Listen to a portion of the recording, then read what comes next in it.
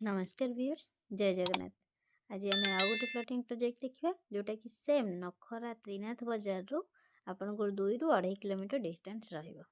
एटा आम त्रिनाथ बजार मार्केट रू जाउचंती। एठी आपन को मैदरपड़ा मेडिकल पड़िबो लेफ्ट साइड रे। ताको क्रॉस करिके आम किछि बाट आगु जिबा। फिर मैदरपड़ा स्कूल पड़िबो। से स्कूल परे परे हमको प्रोजेक्टटा पड़िबो।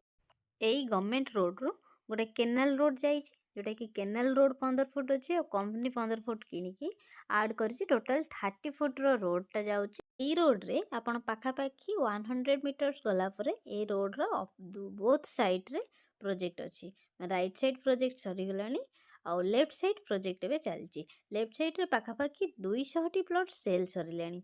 आ एइठी ट्रांसफार्मर बसी जाइछि, इलेक्ट्रिक कनेक्शन दिया हे जाइछि, स्ट्रीट लाइट लागिछि। ଆଉ ଏଇଠି ପାଖାପାଖି 200 ପ୍ଲଟ୍ ସେଲ୍ ହେଲା ପରେ ଏବେ ଆମର କିଛି ନ୍ୟୁ ପ୍ଲଟ୍ ଆସିଛି। ଯେଉଁ ପ୍ରୋଜେକ୍ଟ ହେଇଛି ତାର ବ୍ୟାକ୍ ସାଇଡ଼୍ରେ ଆଉ କିଛି ପ୍ଲଟ୍ ଆସିଛି।